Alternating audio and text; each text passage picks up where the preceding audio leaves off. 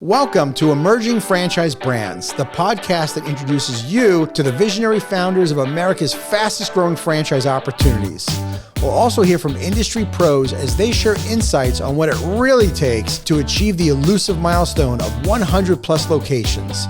I am your host, Frank Fiume, founder of I9 Sports, and my 20-year journey from inception to acquisition has given me a unique perspective on how to succeed in franchising. Join me as we welcome today's guest. Welcome to the very first episode of the Emerging Franchise Brands podcast. It's only fitting that my first guest is someone who has been most influential in my 20-year franchise career. You know, there comes a point in every entrepreneur's journey when they need a mentor and to hire someone that complements their weaknesses to take the business to the next level. And in my case, I was lucky enough to accomplish both with my dear friend, Brian Sanders. Together, along with a great team, we built I9 Sports from nothing into a behemoth, the largest youth sports league franchise in the United States with over 1,000 locations nationwide.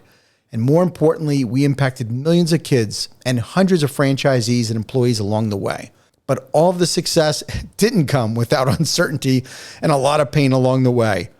Whether you're an emerging franchisor or an aspiring entrepreneur, I think you'll really enjoy this episode. You'll learn how we really built the business with full transparency of our ups and downs in a never-before-revealed interview. So, without further ado, it's an honor to introduce my dear friend and president of I9 Sports, Mr. Brian Sanders. Well, hey, Brian, how are you today? I'm doing great, Frank. Thanks so much for having me on.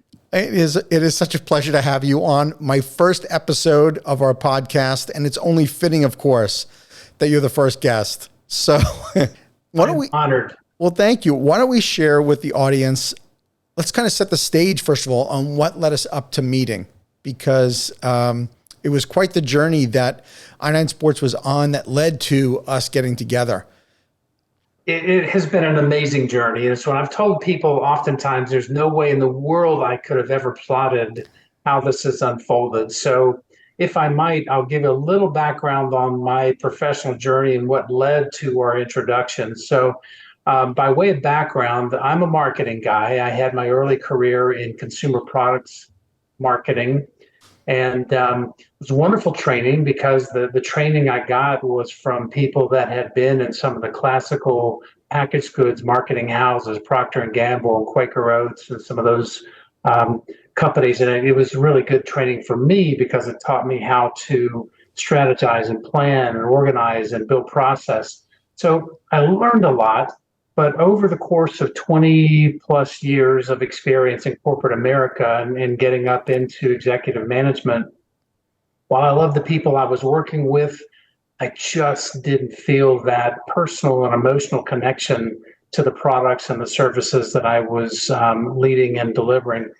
And got to a point where I wanted to step out and do something that was more in alignment with my personal mission and values and something more entrepreneurial. So I left corporate America and was in this period of searching for that thing that would give me that sense of greater fulfillment. And in that period, I even got to this point of saying, well, gosh, I can't quite find that exact thing, so I think I'll build it. And started building my own business that I was going to bootstrap and launch. And in that period of time, was taking on some marketing consulting gigs to help keep some cash flow going. And in that phase, was reached out to by a guy by the name of Joe Matthews. And Joe Matthews, for those on the call who may not know who Joe is a very well-known franchise expert and works a lot on the operational side of the house and was already working with this little company called I9 Sports, which was a startup franchisor in the Tampa area. And Joe was doing some work on the ops side of the house, but in his work, he realized that they also needed some marketing help. And he called me up and he said, hey, Brian, I've got this opportunity for you. Would you be interested in having a conversation with their founder, Frank Fiume? And at the time, I dug into it a little bit more, and the fact that this was a youth sports type of a business, I thought, wow, this could really be something that aligns with what I'm looking for. Yeah, I'll help them out. So called you up, Frank, and introduced myself. And we agreed that we were going to work together on a consulting arrangement. And I hopped on a plane, flew down to Tampa, and off we went. That's right. And lo and behold, here's what was really happening before you and I met. What led us up to us meeting mutually through Joe Matthews was when we started in Tampa, Florida, we were selling franchises. That wasn't really our issue, but our big issue was getting that critical mass of our franchisee success. We were seeing very limited success. We had a whole lot of problems. First off, we had issues where we didn't really have a marketing plan. Part of the problem was we were doing adult sports and youth sports at the time, so our brand was highly diluted, and our training and support was definitely subpar. Our technology was kind of the backbone of our company, which was great, but also we had some staffing issues too. We had people that were that had huge hearts, but probably weren't the best people to take the organization to the next level.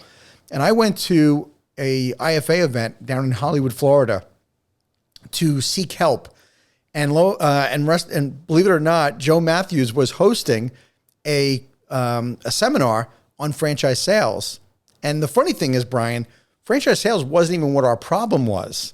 We were selling franchises. It was getting our franchisees successful, which was the issue at hand. And I'll never forget, I went to Joe and I said, Joe, we're going out of business fast. We're kind of going down in a blaze of glory here, and we need to turn things around, and I really need help marketing wise. And sure enough, Joe said, I've got the guy for you. And that's how we got together, of course. But it's interesting that we met Joe, whose expertise is in franchise sales, and that wasn't where the problem, lied. Well, again, it was just one of those strange coincidences of the cosmos that brought us together. For sure. So how about this? I know that we have people that are emerging franchisors listening. We have aspiring entrepreneurs maybe looking to franchise their concept. I want to ask you, really, as the consultant, when you came in to help us, what were you looking for in your assessment of the situation? In other words, what was your overall impression of the company, and what were the things you looked for to try to diagnose where the problems were? Yeah, as a consultant, one of the first things you want to do is you want to come in and kind of take a read of the lay of the land. What is the landscape? Who are the key players? Kind of get a read of the culture.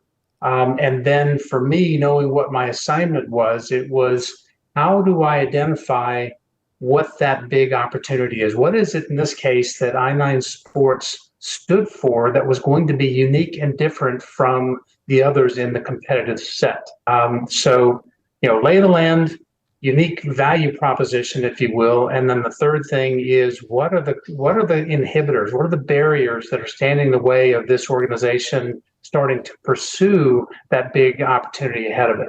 And I'll never forget when you first started interviewing franchisees. I remember that was like your first task at hand, when you were saying, okay, I just want to get kind of lay of the land of what our franchisees are saying. And just the fact that you went in there and asked them, how are things going? What's working? What's not working? Suddenly things started opening up right away. It allowed you to kind of triage the situation. And if you remember, what were some of your initial findings? Yeah, it's remarkable. Sometimes just having the title of consultant takes the lid off things and gives people license to tell you things they would never tell someone else, particularly within the organization. Telling a consultant doesn't feel like being disloyal or saying that something's broken. They don't mind sharing those things. And so when I came in, I interviewed your staff, and then you gave me a list of a representative sample of the then current franchisees. So you gave me some high performers, you gave me some middle of the pack performers, and you gave some people that were in trouble. And so I created a list of questions that I was going to ask each of them so that we could roll up the answers in some type of a consistent method, and then share back with you and say, okay, here are the findings. But what I heard without exception was a deep commitment to what the business stood for. They loved the mission of the business. They believed in what I9 Sports stood for, which was helping kids succeed in life through sports. They really were bound to that emotionally. That was great. But beyond that, what I heard, just to kind of summarize in a simple way, was they were looking for a winning formula that they didn't feel they had. They didn't have a blueprint for success. They didn't have an understanding of their own unit level economics. So they didn't know if they were really winning. At the end of the day, that's the best way for them to determine if they're winning or not is, am I making money? And then, there were a whole host of little things, the marketing tools. I asked a battery of questions on what worked, what didn't, and those kinds of things. And there were a lot of really good practices out there that they were doing, but they were doing them in a one-off fashion, and it was not shared. Those best practices were not they weren't visible to everybody across the network. Yeah, and one of the things that I give you all the credit in the world for is crystallizing the I-9 experience, because we did have franchisees operating differently, really, from sport to, even in the same sport, they were operating just a little bit different. And they would say, well, it's different in my area and I have to do this and I have to do that. So one of the big challenges we had, despite they were starting to grow and they were starting to make money, but we really had to get everybody on the same page. It's literally we were building the plane on the way down, right? Absolutely. I mean, and it's so typical in the new franchise system, because my takeaway, I remember talking with you, as my takeaway is this is no different than any other startup franchise system, because you end up with this amoeba effect, because the people that you have coming into a new franchise system are going to, by nature, be very entrepreneurial, right? Because they don't mind taking a flyer on a concept that hasn't been officially proven yet. And so that entrepreneurial spirit that each of those owners have leads them to grab the reins and want to build things, which can be good, but it also can be challenging, because you have, at this time, I think there are about 37 franchisees. Mm-hmm. Imagine having a team of horses, 37 horses, all hooked up to reins and all going in 37 separate directions, which leaves you as the founder in the middle getting torn to death. Trying to rein them in. And that was kind of what was going on. Yeah. Well, I would say that the reason why we survived that is what I think we've always said is the constant and never ending improvement. One thing the franchisees we could always guarantee them is that we were always open-minded and willing to change. And we did make some mistakes along the way, but we learned from our mistakes quickly, and we didn't make the same mistake twice for the most part. And we were listening to them. We realized that we had to work together. And despite all the challenges, I would say it's incredible that we turned everything around, whether it was the marketing plan, operations, support, building on our technology, and we were still selling franchises at the same time. In other words, we were still selling the dream. And I go back to 2006, and just when we thought we had everything licked and we finally had our problems behind us, because we turned things around relatively quickly, it was then we had to abandon the NFL flag name because we didn't want to give away our data to a third party. And, that's a whole other story. But I had this realization that over the years of growth, because after you did this initial consulting, we would stay in contact from time to time. And it was really from that 2006 to 2008 timeframe where you and I would chat every once in a while. And I had this realization, we got to about 2008, that I was like, I really need somebody to help me day to day. I need a president. I need a COO. And I'll never forget that faithful conversation that we had that one day. And you said, I want to throw my hat in the ring. And I was just so shocked. The financial crisis had just begun. You and your wife had just got done building your dream home up in Connecticut. And I never thought in a million years you would I never even considered you, because I didn't even think it was even going to be an option for you to uproot your life for I-9 Sports. Where was your head at? What were you thinking? Yeah, what were you thinking? Exactly. Well, again, I think timing is everything. So as I mentioned earlier, I had been looking at building and launching my own business, and I've been bootstrapping it. And in the process of building it over the course of a couple of years, you obviously forego the income that you would be getting from other things. And I was getting a little bit from consulting and other things, but it wasn't certainly not what I had been getting prior to leaving the corporate world. So as I saw the economy heading off a cliff, this was in the fall of 2008, I was at a decision point. I was at the classical fork in the road. And it was, do I continue to go down this path of launching my own business, which is going to involve a lot more investment than I had the willingness to spend? Or do I reach back and look at some other opportunities? And it was in looking at that particular fork where I said, well, gosh, I-9 was something that really felt good to me. I felt the alignment of mission. I think this is an organization that I could be part of and help if there's that opportunity. And again, timing. Lo and behold, Joe and I had another conversation. We were chatting about things, and he said, "Hey, have you talked to Frank recently?" And I said, "No." He said, "Well, I-9 Sports is going great guns. I hear he's looking for a president COO. You ought to give him a call." So I did. Yeah, and we had surpassed 100 franchise locations the prior year, but it wasn't, of course, without a lot of still growing pains. We were still building systems and processes along the way. Like the growth and the change never, it never ends.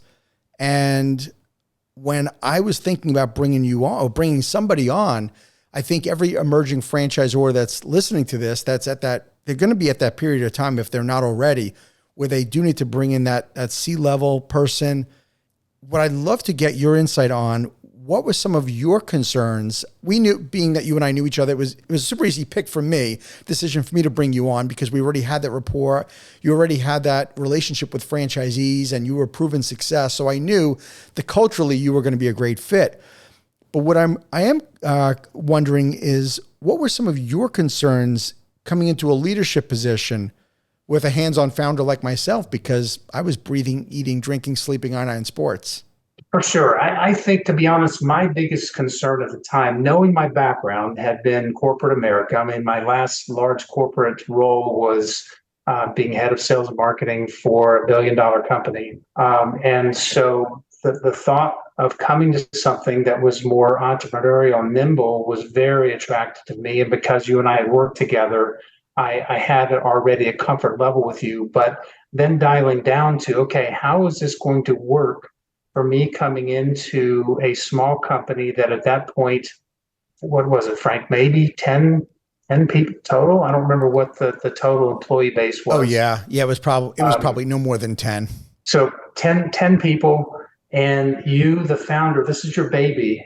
And so what went through my head was, I know Frank and I align on mission and values. I know I align with this business, but how will Frank feel in letting go of the reins? Is he going to have a hard time letting me grab hold and make some changes and be part and an active participant in lifting the business to where we both believe it could go? So that was really my big question: is, will Frank let go of some of the reins? I think that every founder is going to go through that, right?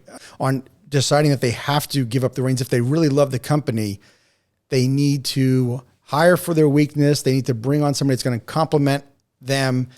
And you have to do the right thing for your business. And sometimes you're not, you, the founder, are not, you're definitely not the end all be all. You need to be able to open it up and get new voices, get people with different experience. Can I spin this back to you though? Yeah, I'm interested to know, as the founder entrepreneur, what was your fear? What was your biggest concern bringing someone into this small organization, knowing that you were probably going to have to let go of things? Wow. I think that's a great question.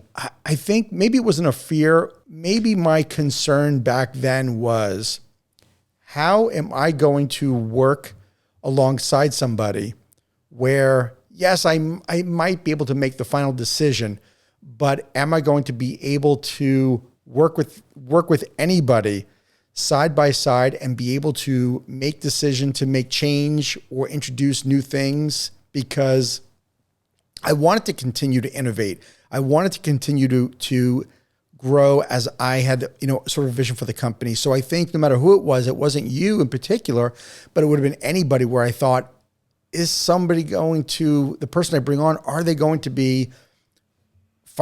fight me at all on any of these things that I want to do?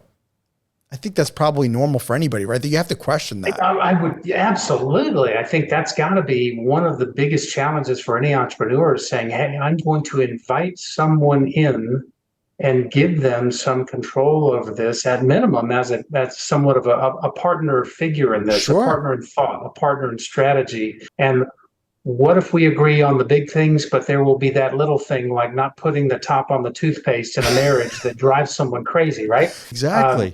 it's those kinds of things that you don't know. And I'll have to say, maybe I'm jumping ahead, but you and I were very fortunate in that I can't think of a time where we had a major disagreement over anything. Sure, I'm sure there were times where you might have been biting your lip and saying, I might have done that differently.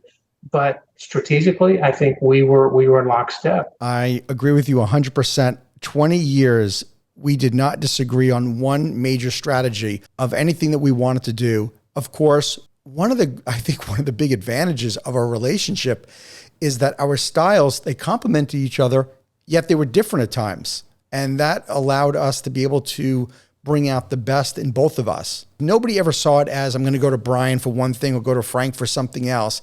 They knew that they were going to get the same answer. And also, I think we made it really clear from the onset of you coming on that you were the COO and president, that your role was day to day. And I remember that handing over sort of the authority of everyone was going to report to you was, I thought, really, really important early on, that you had the freedom to build a relationship with them, right? I think if I remember correctly, I sort of kept the reins of technology since that was sort of my baby and that was sort of my strength. But you really, when it came to finance, you and I worked together with our finance department with Kim. But when it came to like operationally or marketing, franchise sales, really day to day, everybody was reporting to you. But I'll give you a lot of credit, and this would be very good for the listeners to hear too, because as an entrepreneur, as a founder, bringing someone in is a big step. Mm-hmm. But how you set them up for success is also very important once they come on board. It would have been very easy for you to have given me responsibility in name and yet continue to facilitate one-off conversations on those issues because you felt for whatever reason you might be in a better position to handle those issues. But that can completely undermine the person that you put into that leadership position. And I give you incredible props for telling people. I remember seeing the emails saying, hey, please talk to Brian on this, or Brian is your resource for this kind of issue or question. And that allowed me to continue to work through those things and grow and learn. And if I wasn't sure about something, I'd come to you and I'd say, Frank, how would you handle this? How have you handled this in the past so that I don't set a dangerous precedent? But you set me up for success by saying, I've brought you in, I'm giving you these people to manage. This is where we're drawing the lines, and we were able to manage through that. So I do think that's a really important point for anybody that's entertaining bringing someone into their business in a major role. Sure. And thank you so much. I appreciate the kind words. It was a great experience, and you did make my life easier, not only in office, but you took so much burden off of me that I always tell you, that you helped give me back my family life, which I really desperately needed. My kids were 10 and 7 at the time when you came on full time as CEO and president. And I definitely had some years where, though I came home every night, there was a lot of hours that I put in. So I missed some things along the way. And you helped me give me back my family life and allowed us the time to travel and just spend time as a family. And I can't thank you enough for that. But, let me ask you this. What would you say are some of the symptoms that should clue in a founder that it's time for them to bring in that C-level outside help? I want to hear from your perspective as that person that came in. That's a good one. A couple things come to mind. I think the first obvious one is exhaustion. There's a point where a founder, entrepreneur who's launched a business is going to get to a point where they go, I cannot sustain this. I'm giving it my all. There are not enough hours in the day, and I just can't continue this at this level. So that's one. The second is, as a founder, you've obviously got passion in what this entity can become, but there's also recognition at some point that to get from where you are to where you want to be is going to require something you don't have. Now, it doesn't mean that you don't have the smarts or the skill set. It could just be you don't have the bandwidth, or it could be I just don't. That's a side of me that isn't comfortable. I can stretch to it, but I can't sustain it. Right. And so that's a big telltale sign. And then the third is just again, there's a certain point in a business where you call it a flywheel or a tipping point where the pace needed to get to the next level is, again, beyond the existing team's ability to get there. So you got to call in, phone a friend, call in help. You got to get the help. Yeah, the founder, it's not that we can't do everything we need to do because of the skill necessarily. Like some of the things that I did, it wasn't my wheelhouse, right? So I just didn't have the bandwidth to do everything. So if it was getting in the weeds, let's say operationally, yeah, I could do it. I ran the leagues myself, but it was not my strength to do those things. So yes, I could do it. I got in the weeds, did all the details, but it'd be much better to have somebody else that can do that. And that's their strength. Isn't it true, Frank, that as a founder, you have to be a generalist. You actually find yourself having to spin your hat. Okay, today I'm finance, tomorrow I'm ops, I'm doing sales. I mean, because you did franchise sales for years. I did. And so, yeah, you become very comfortable being a generalist, which is a good thing because that's what gets the business off the ground. But it's also a major inhibitor to get to the next level. And in a book that you and I both love a lot, the E-Myth, Michael Gerber talks about working on the business versus in the business. And as an entrepreneur generalist, you're often tethered to the details of being in the business. And when you recognize that's holding you back, you got to elevate yourself. And there's another aspect to this that I want to bring up, and that is the other advantage of a founder bringing in that C-level help is that as your business grows, it does become more lonely. And you start isolating yourself because you can't share with the entire team. Let's be honest, you can't share with the entire team what is going on in your head because there are some decisions that you may want to make that's going to affect people's lives or affect their jobs, or you maybe bring somebody in above them, or you need to move them out. You just can't tell everybody everything. And as the business grows, I found myself becoming a little more isolated. And then when you came in, it was like suddenly it opened things up because now I get somebody with a different perspective, a new perspective, somebody from the outside, but yet you knew the company. And now you and I could bounce ideas off of each other. You're bringing up things that I didn't even imagine, and vice versa. We can just share our experience. And suddenly I thought we made decisions faster, believe it or not, together, and they were more thorough. And I think too, Frank, most entrepreneurs are going to surround themselves with people that they like because as a small startup business, let's face it, most of the time, unless you've got a deep set of pockets, you're not able to pay market rate. So you're bringing in people that are working for you because they like the challenge, they like what the business stands for, and they like you. So that puts you as the founder and the leader in the friend zone, right? So when you get to having to push more for results and build things out, you have to pivot from friend zone to managing for accountability or through accountability. And that's hard to change those relationships. And so that's another advantage of bringing in someone else who can be a manager that can kind of insert him or herself into the role of saying, look, here are the objectives. Here's what we're all trying to accomplish. We're all bound together by this mission. But we have to be accountable for certain things, and we can't manage this thing through friendships. Right. And that became really difficult. I remember when you first came on board, you and I had some very honest conversation about changes that had to be made in the organization in 2008, 2009. And it was people. We had some staffing changes that we had to make in different departments, and it was not easy. The conversation, I feel terrible in one way because you came in and you and I decided a few months in that some changes had to be made, and you were the COO president, and ultimately you were the one that had to deliver the bad news. And that had to be pretty rough. It's hard, but again, you and I again align on this. But my take is as long as you give people an opportunity to rise to your expectations, then it's fair because we're in business together to make a living. Everybody wants to make a living through their job. Hopefully they want to make the world a better place, but not everybody is a perfect fit for every circumstance. And so as companies grow, the roles change, the needs change. And so you want to give everybody an opportunity to rise to the level of expectations, but make sure those expectations are clear. And then if they don't work out, then it's for their best because they would be increasingly uncomfortable in that environment, in those roles. And sometimes that does mean you have some tough conversations. So, but I do think that was a major pivotal point for I-9 Sports.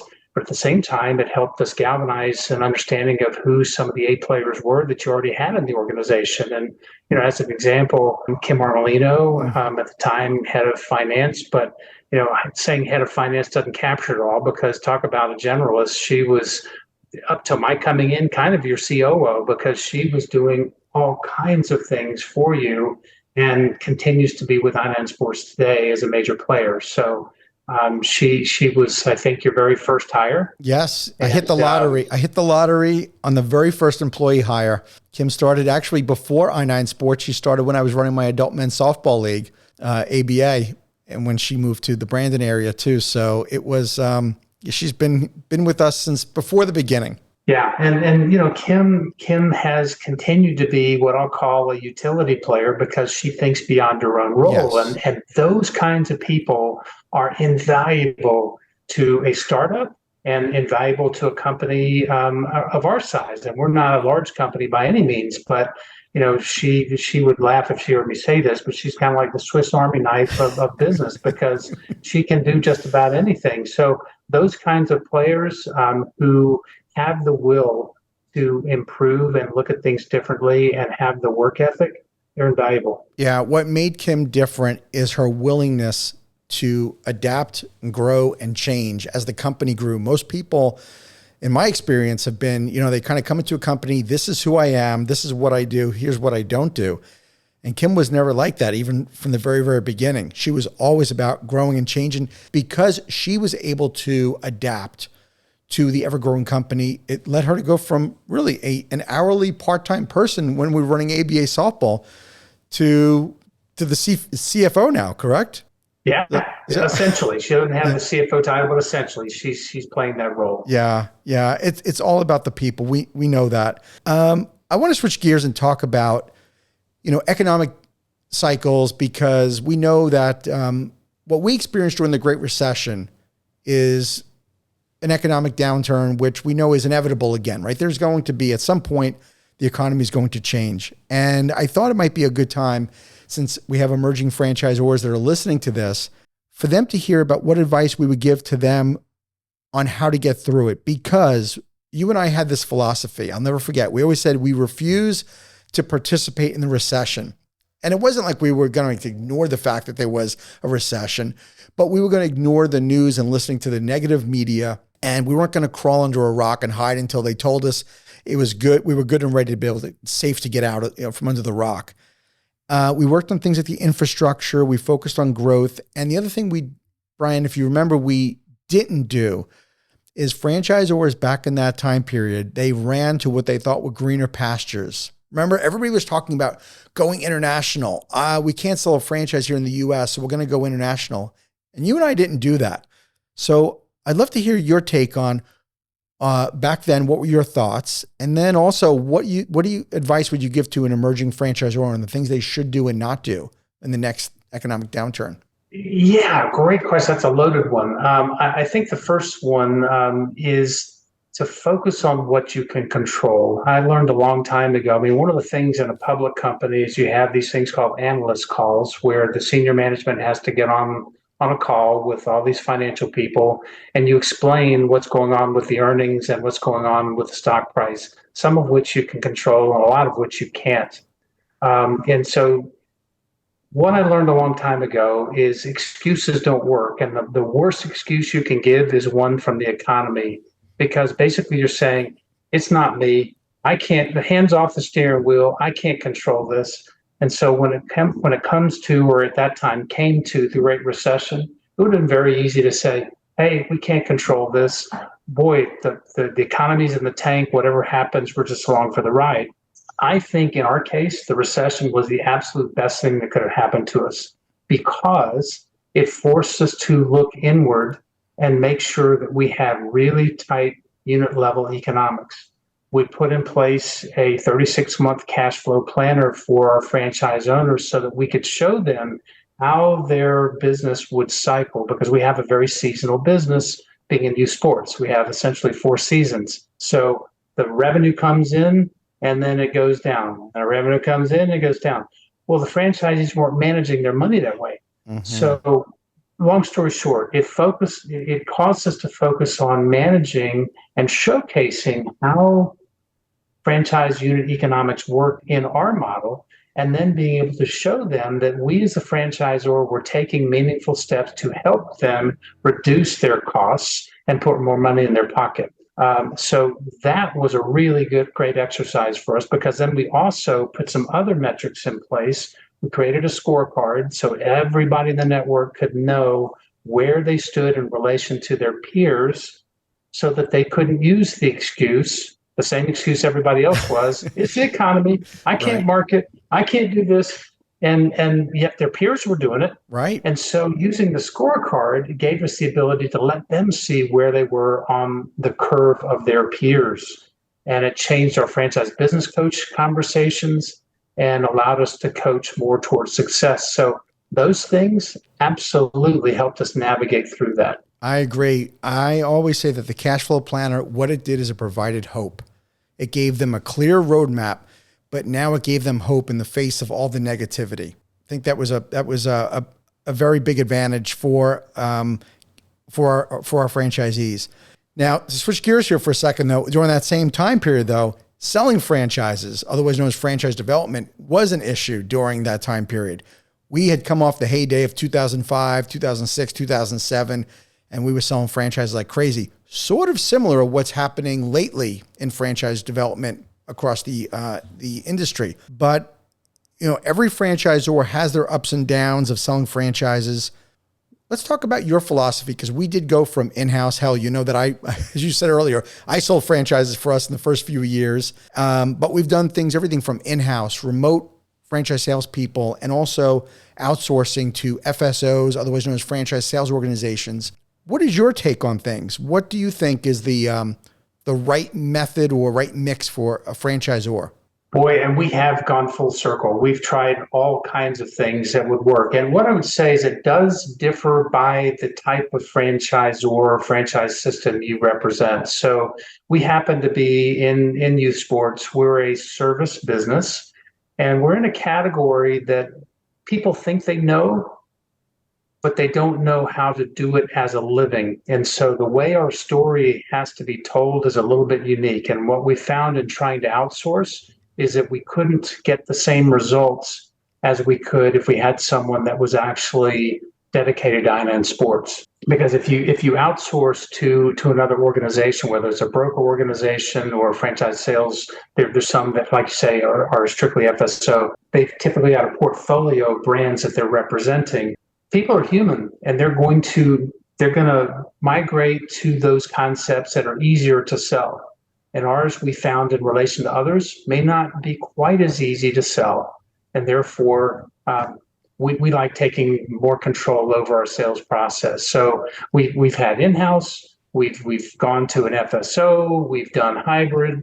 But where we've ended up is actually having our own salespeople. I will tell you, I own this. I was late to accepting and acknowledging that you could have remote salespeople.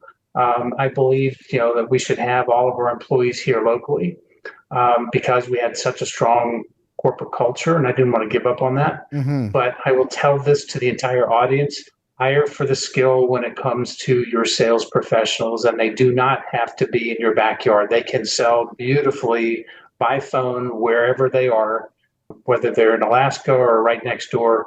I was late to get there on that side, so I think we probably could have embraced that much sooner. So for us, Yeah. long-winded answer, for us, we liked having the in-house sales. I agree. I think we got there together. We realized that the challenge was we knew we turned down some really good people that just weren't going to relocate. But the culture to us was really important. And maybe we put too much of an emphasis on the in-house culture, and it was okay for them to be working remote. And that's okay. Inevitably, you found out through COVID that was the right answer for you, because right outside COVID, franchise development absolutely exploded for I-9 Sports. Who saw that coming?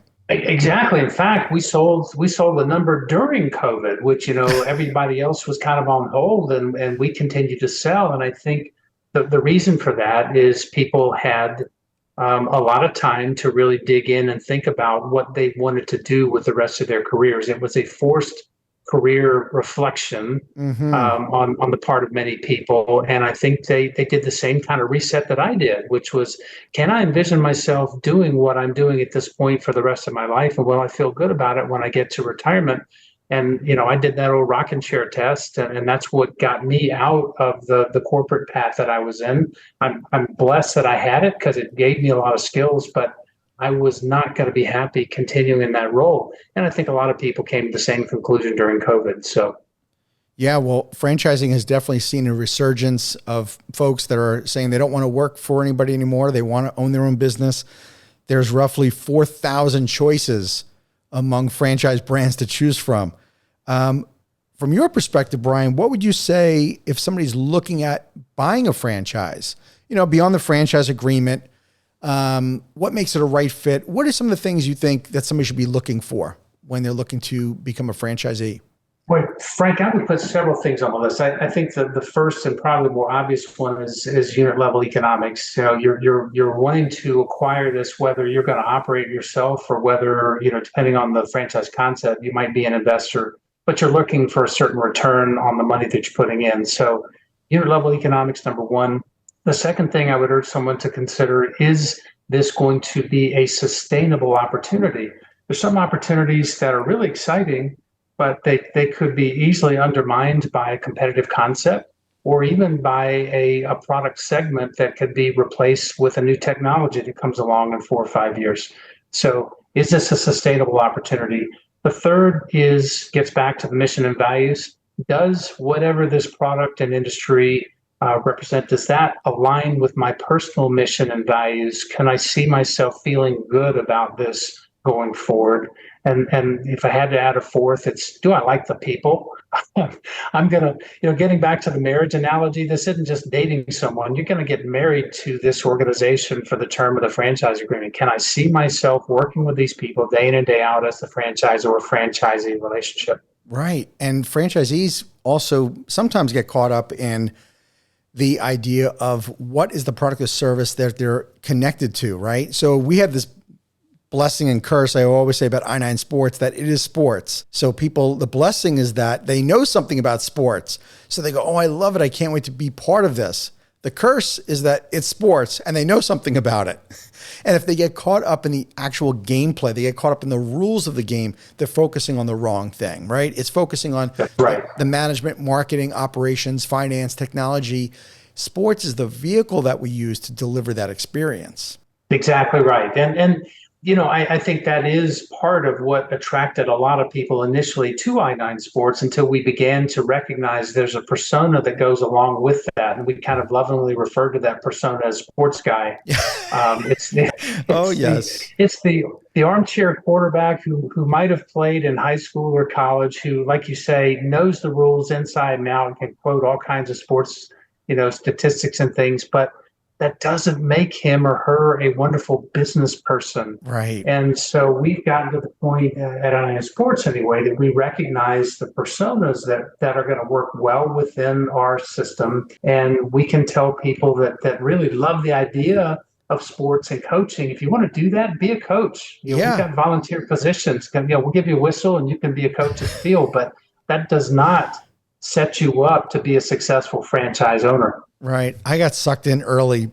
Before you came on board, I got sucked in by people that were sports guy, somebody who played college football, though they played former Major League Baseball players, and they got so caught up in what they thought this was, no matter how many times I would tell them. And they learned really quickly that this was not what they thought they signed up for, because they really thought it was all about just the game. And I think you hit the nail on the head about, if you want to wear the whistle, go right ahead. If you want to be that coach. However, you need to hire somebody else who's going to actually run the business, if that's the role that you want to play. And I think it's worth making a note here, because when, as a new franchisor, you obviously want as many sales as you can get. Right. So you want to sell as many units as you can get on board. And I think going with that, you also want to not hurt people's feelings if they're looking to buy a franchise from you and you're not sure there's a good fit. Again, this is your baby. You want everybody to like it. what we learned is that it's more hurtful and damaging to allow someone into your system who isn't a good fit than it would have been to be frank and direct up front to Right. say, you know, hey, it's not you, it's me. You're not going to be happy in this system. Right. So that I think was a major learning of ours, and our journey is to be able to just call it, be direct, be frank. It's more helpful to people to know that they're not going to be successful because there just isn't that fit for whatever the reason is, and call it early. Don't let them into your system. Sure. And we turned a lot of people down. We weren't afraid to turn people down. In fact, I remember going back to the recession period, we were getting calls that people wanted to buy our franchise. We were turning people down more than ever before because and I remember this is a little period of time where I started selling franchises again for us. And I'll never forget getting the calls of, it would sound something like this. Hey, I just got this check from my employer. They've laid me off and I've got $50,000, $60,000 to my name and I don't want to work for the man again. I want to be an online sports franchisee. And I'll never forget the first thing I would say to them is, how do you plan on surviving as you grow the business? And more often than not, I would get the deer in headlights look like, what do you mean? I'm like, well, you're not going to be profitable out of the gate.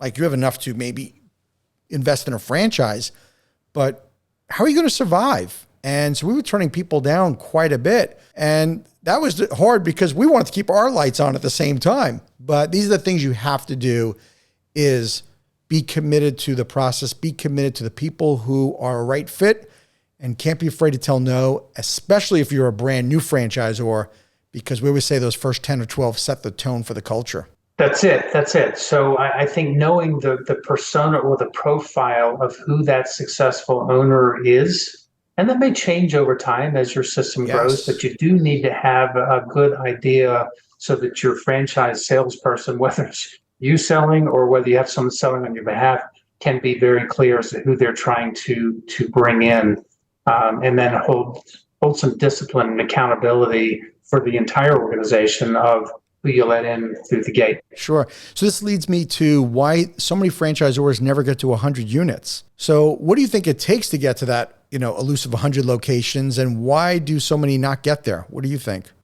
I think, Frank, it's the inability to pivot from anybody's a good sale to, hey, we're going to be very intentional about who we bring in and then having the systems and processes in place to help them be successful. So two things that work there, again, is the who you're letting in, and then the second is how do you set them up for success? So there are a lot of franchisors who believe that their job is to build the model, find the person that wants to buy it, bring them in, take their money, off you go. Right. That's a recipe for failure. I think you have to, as a franchisor, see your role as providing continual support and sharing those best practices and enhancing continuously, as you said before, the systems and processes that will help them get a better result with less effort. Because honestly, a franchisor wins off of the royalties that they're getting from the franchisees, right? Mm-hmm. You don't want a franchise system that is dependent on the revenue you get from selling new franchises. It's like crack cocaine. Oh, it's exhausting. Right, it's exhausting. So what you want is a model where the franchisor can live by setting the franchisees up for success and being able to live off that royalty. So what you've got to do is be able to remove friction from the process. I want my franchisees to be able to get the best results possible with the least amount of effort. That's how they're going to grow. That's how we as the franchisor grow. So the reason people don't get up over that 100 mark is they haven't built the systems and the processes to support the franchisees they brought into the system to get that sustainable growth. That's one. The other is possibly they just flame out in terms of capital, because oftentimes they've got the commitment to do the work. They've got possibly a great concept, but they don't know what they don't know, and so they make a lot of mistakes, and you burn through cash when you make a mistake. Yeah. So I think that's probably another reason. For sure. Executing, not pivoting, you just have to keep constant and never ending improvement for sure is so critical as a franchisor if you're going to get to those 100 locations, because how we looked early on is completely different. How we looked 100 units in. And now we have 250 plus franchisees right now? Yes. Yeah, I mean, we look radically different than we looked even we were at 100 locations back in 2007. So it's just constant, never-ending improvement, right? Absolutely. And the other interesting thing is the people that we're now attracting as franchise owners expect the systems and the processes and the support. They get the fact that the advantage of being part of the franchise system is to avoid burning through cash and by avoiding making those mistakes because they're trusting that we figured it out. And now having 250 of these and being at our 20th anniversary this year, we should have it figured out, right? Doesn't mean we're not still inventing and continually improving, but we should be able to offer the advantage of saying we've taken the hits so you don't have to when you buy a franchise. Exactly. And Brian, you and I are very, very common among people in franchising that franchising found us. We didn't come from a franchise background, either one of us. Almost nobody comes from a franchise background. So over the past 20 years now, what would you say has been your biggest surprise in franchising? Oh, wow. I might have to give you a couple here. The first, I think, is how small and generous the franchise community is. There's so many franchisors out there, concepts out there. I just thought that there would be a gazillion people, but the reality is it's actually a very small community. And they are so generous with their time, their ideas, their support, their help. And having come from a corporate, maybe more cutthroat kind of a background, right? It was so refreshing to come into a community that embraced not only me, but I've seen it time and time again. Anybody that says, "Hey, how do you do this? What should I know? What should I do differently?" It's a great community of people. So that I think was one big thing that surprised me. And the other is just how effective a model it is. I didn't know franchising when I came to Iman Sports. I didn't. And the fact that this model works when it's set up correctly, it's an incredibly powerful model. And particularly for a franchisor founder who wants to scale his or her business, what a great tool. It really is. Yeah, for sure. And also, what I didn't expect early on was the amount of focus we had to put on the actual business coaching, because most of our franchisees, it is their first endeavor into a business. So we weren't just teaching people how to run a sports league. We were teaching people how to run the business of running a sports league. And that creates, that's absolutely right. That's a whole new skill set that we started having to introduce, right? That's absolutely right. I think maybe in our concept, more than some others, we don't pull from one type of background. I mean, we have people from all walks of life, and the majority don't have experience managing a P&L. They don't have experience managing other people. And so, yeah, you're right, Frank. There's a lot of what we do that is just bringing people up the curve in their general understanding of what it takes to manage an independent business. Yeah, I think we took a greater responsibility once we realized that in having to provide them that ongoing business coaching, like you're saying, for them to understand financials. We didn't realize there was going to be people who they didn't even know how to read the P&L at all. That we were starting a sort of ground zero, not just how to run a flag football or soccer or basketball league. And that's okay. And that's what changed the face, I think, of the organization when we really grasped that we're really in the business coaching business of running sports leagues. That's right. And we could have literally adapted what we've done to any franchise concept, any service-based concept. You could easily just kind of insert that service and it would work. That's right. Yeah.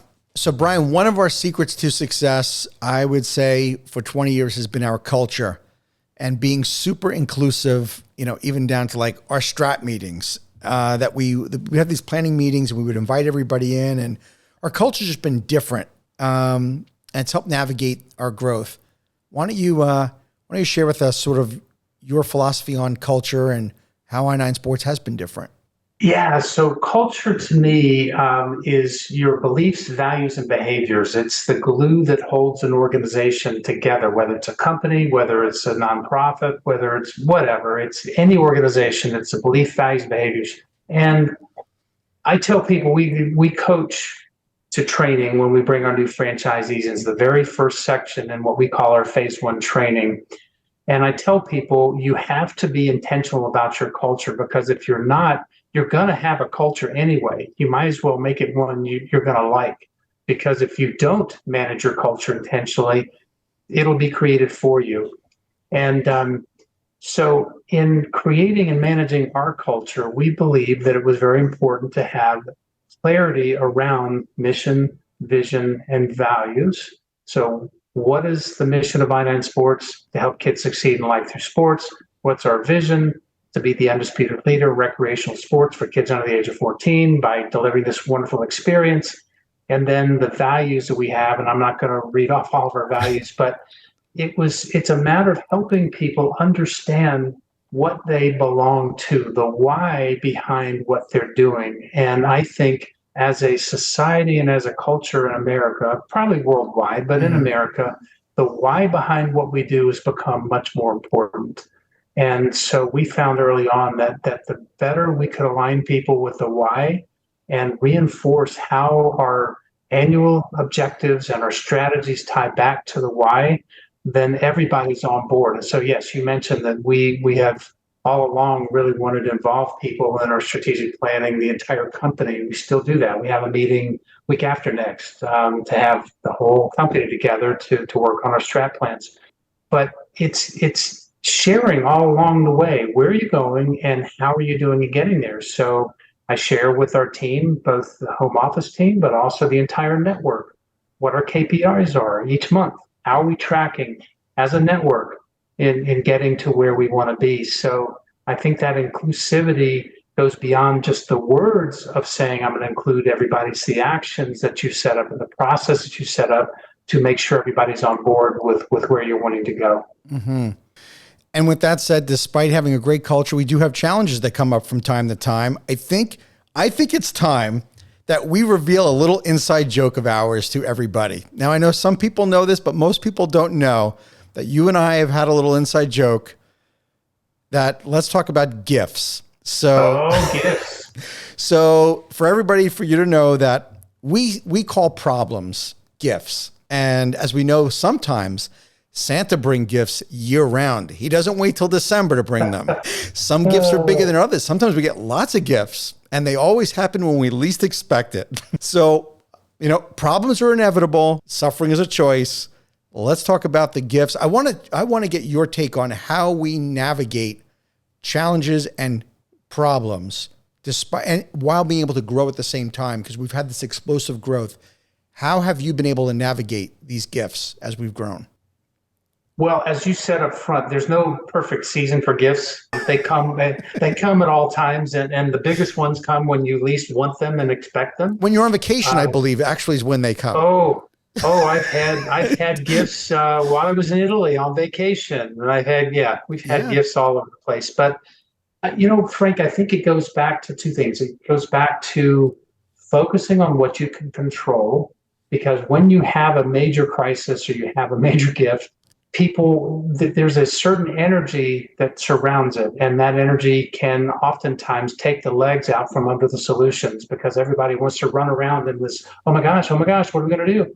And you have to take the emotion out of it and get back to, okay, what is the issue and what can we control? What is within our control to manage where this goes as best as we can and develop a plan for it? Because having a plan and communicating it takes the anxiety, or a lot of the anxiety, out for the rest of the staff. So that's one. And then you said it early on, making sure we don't repeat the same mistake twice. So how can we, to the extent we can, avoid receiving the same gift twice? And so is there an aftermath where you do a bit of a post-mortem to say, how did this happen? How could we have prevented it from happening? And how can we prevent it from happening again? And I think as an organization, we've been intentional about trying to learn from those things.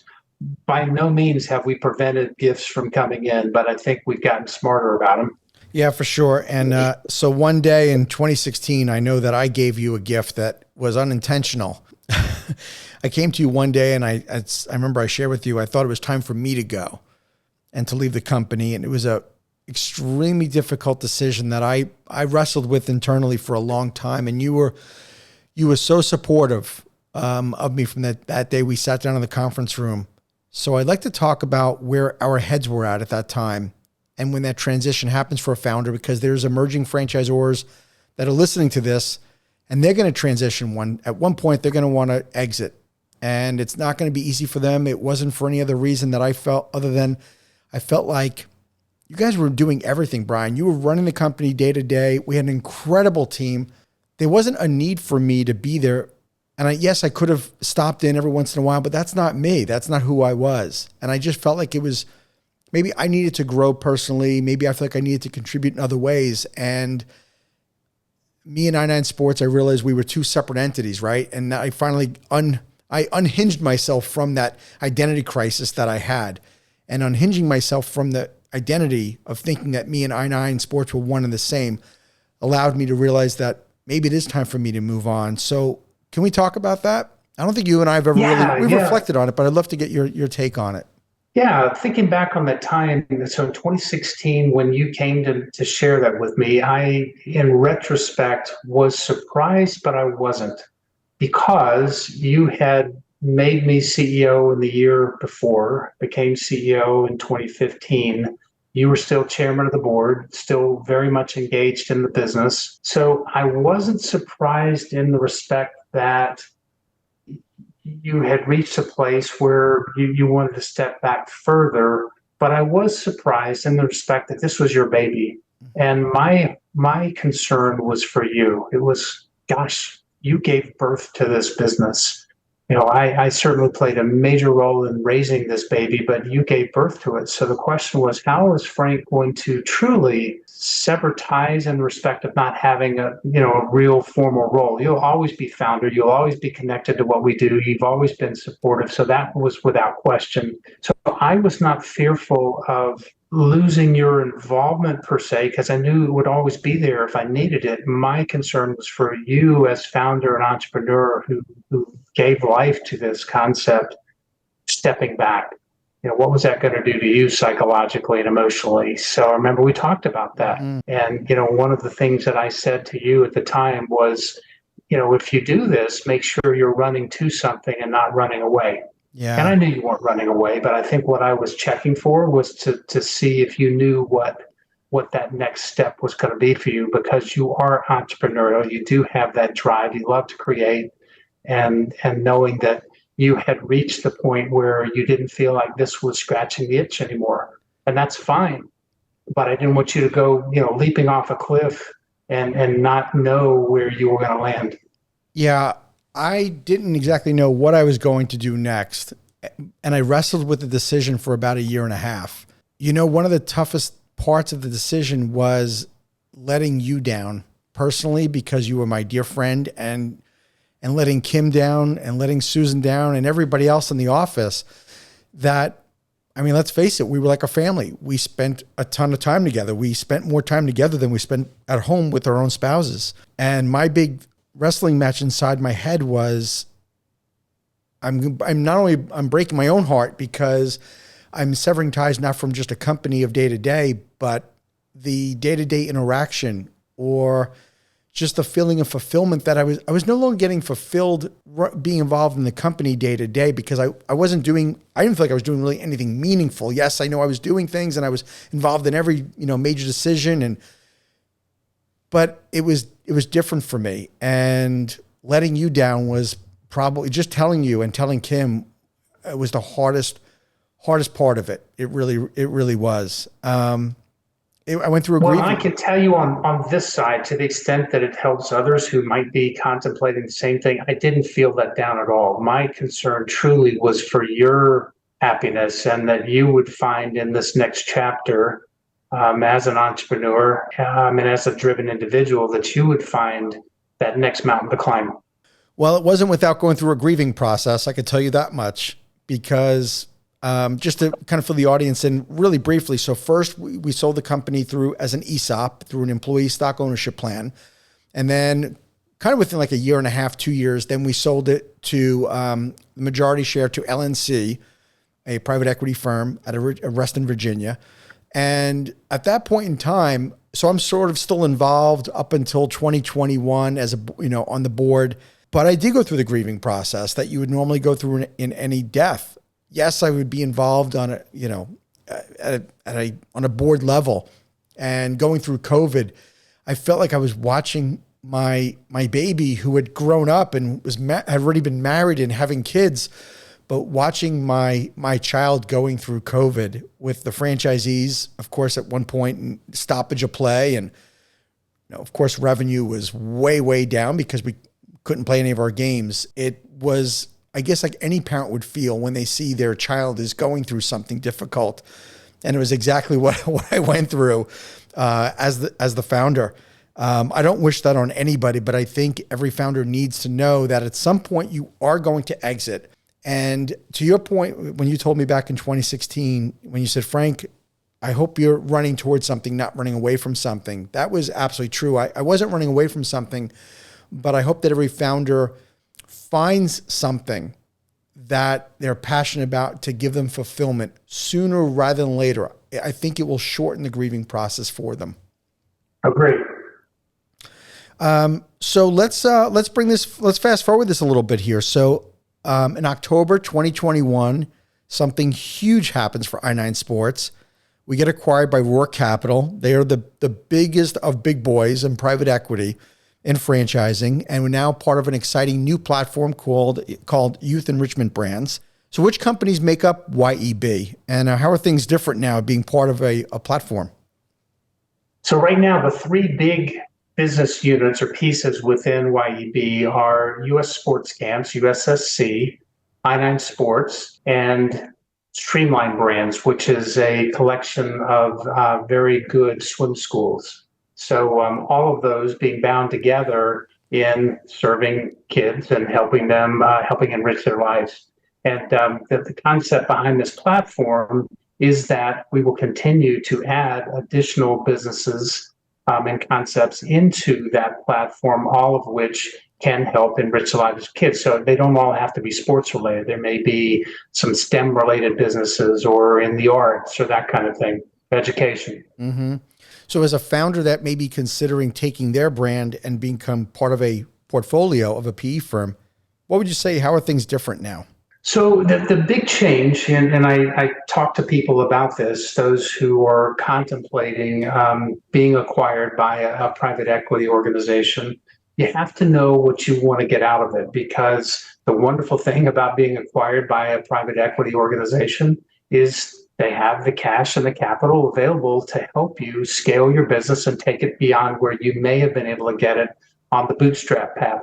Having said that, there's a trade-off. So the trade-off is you're going to go from being very entrepreneurial, being able to make decisions when you want to make that decision as the leader and maybe with your key chief lieutenants. So you got to go from that type of a management and strategic thinking format to one where the management decision-making structure is much more formalized.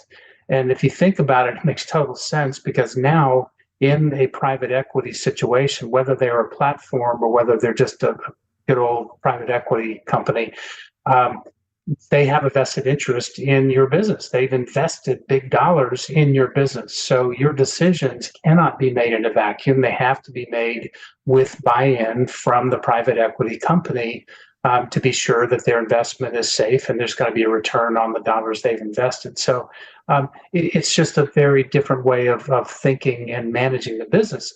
But it can truly help take a business to a level that it may not have been before. So as an owner and as the founder, you have to decide what it is you want most. If you can't live in that kind of a structured environment, wouldn't be a good move for you.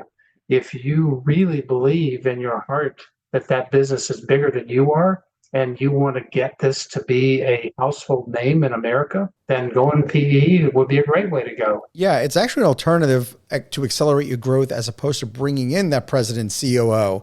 That now there's opportunities through PE to say, you know what, I'm going to hand this over to the PE firm and maybe I'll still be involved as the founder, but now I have centralized services and there's a leadership team that I can lean on further. So it is just another option for people. But like you said, it's not for everybody, but I think it is obviously what is leading to the massive franchise growth we're having in the industry is the access to these platforms, and for founders giving them another option where they can take chips off the table and to be able to get the support they need.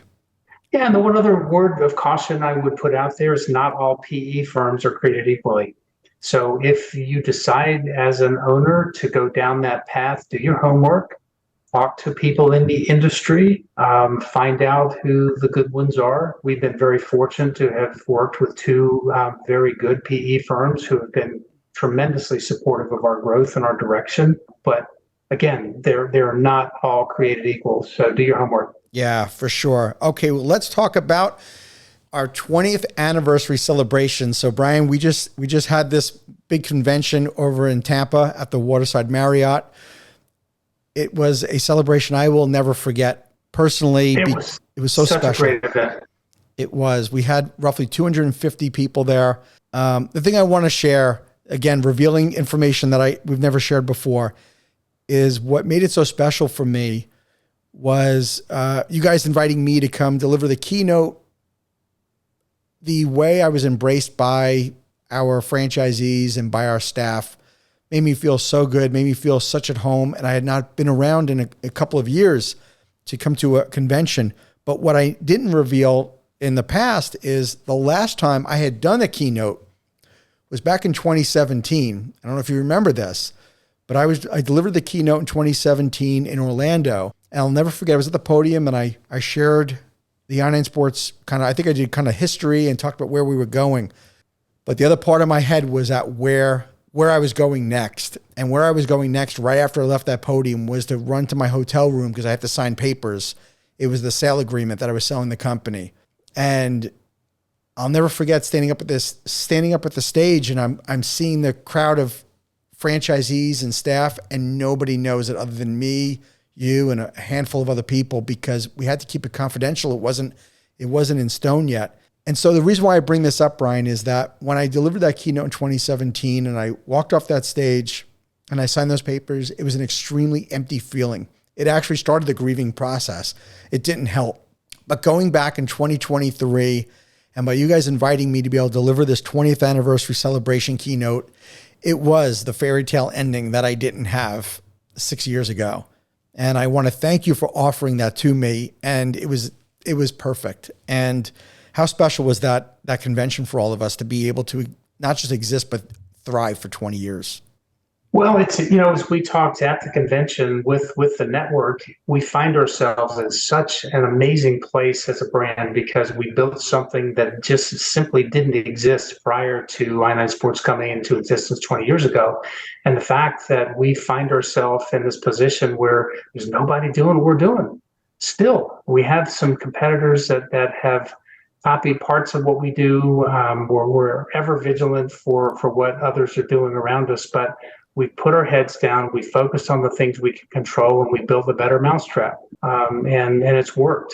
And it's so, I think the thing that's so exciting to me was to be on the stage and looking out at all the shiny faces in the audience who have committed their lives, or at least this portion of their lives, to helping us pursue our mission and vision. They believe it. They're not just doing this. This is not just financial. They believe it in their hearts. And that makes me feel good. The value proposition of what we get to do as a franchisor is not just help the kids and the families who are the end customers, but help the franchise owners reach their goals and achieve their life vision through our model. That is really cool. Yeah, it was infectious. And the other thing that had changed from one convention 6 years ago to today was the amount of employees of the franchisees were there. We used to only have the franchise owners were the only ones at this national convention. Now they were bringing their staff. Like our franchisees, they're the CEOs of their business and they have a legitimate size staff that are now leaders within their company. And it was just fascinating. I think we had like 80 some odd program directors. I mean, how amazing. How amazing is that? Yeah, the scale is amazing. And Frank, the fact that in our particular business, we don't have any of these franchise owners in a single territory that have topped out. The growth there is still massive. So, getting back to that point, if you talk to those who are looking for a franchise system to join, look for one that has that kind of scalable potential. We have so much potential ahead of us as a brand. We're not the only one. There are a lot of other concepts that have, great potential, but Sure. every year there's a new group of 3-year-olds, and we have the opportunity to serve them all the way up through age 14. Absolutely. It's an amazing opportunity. Yeah. Well, what about I-9 Sports growth? So I know we're sold out in some areas, but there is still opportunity. What are some of the regions of the country that offer still the most opportunity of territories for people? Yeah, so we still have a great amount of opportunity in the West Coast. We have a number of locations there, but that's just such a vast area, and there's a lot of potential there. So West Coast, I say Washington all the way down through California. The Northeast on the other end of the country is an area where we have a lot of opportunity. I would say Texas, unfortunately, is not much left. Florida, not much left. Atlanta is pretty much sold out. Chicago, there are a number of opportunities in Chicago. So what I would recommend is if there's anybody listening who really is interested in learning more about what we do, go to our website, the letter I, number 9, sportsfranchise.com. You can actually look. There's a page on there on territories available, and look to see if there's a territory that might be of interest to you. But we are filling up. There are areas where you just can't find available territories. So, these are going quickly. Wow, that is great. And so what advice would you give to people who are considering joining I-9 Sports as a franchise owner? What are some of the pieces of advice you'd give them? Buy fast.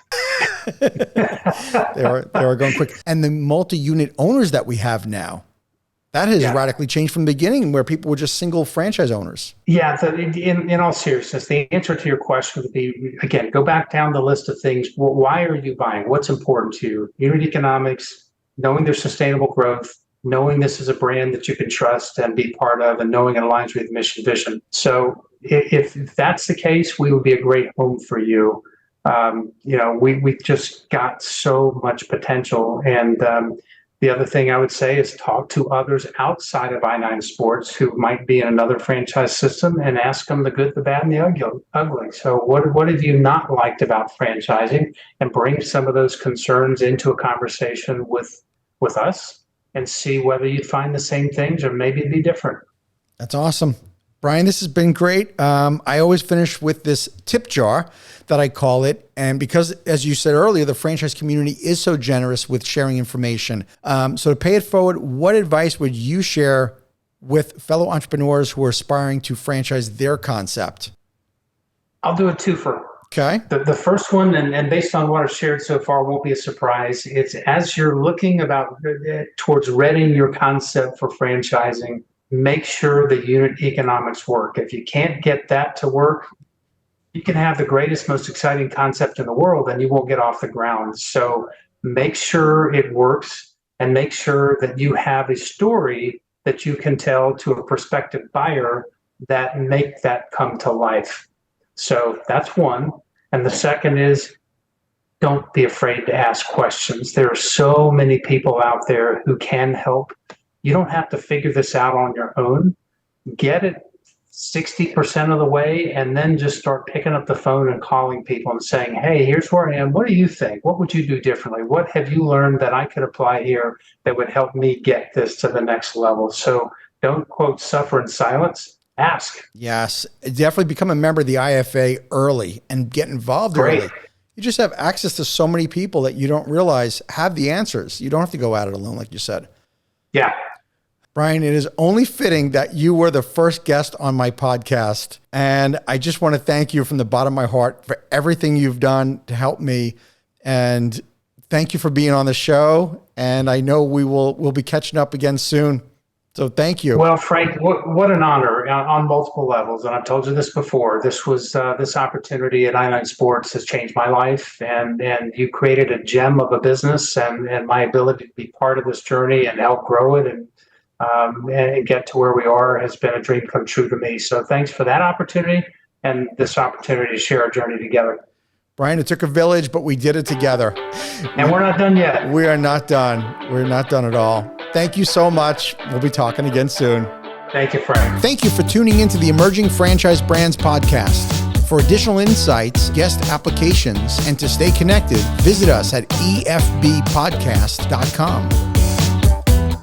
The Emerging Franchise Brands podcast is for entertainment purposes only, and the views expressed do not necessarily represent those of Emerging Franchise Brands, its host Frank Fiume, or Emerging Franchise Group LLC. Any discussed franchise or investment opportunity requires thorough investigation, obtaining proper disclosure documents, and expert consultation before making any investment decisions.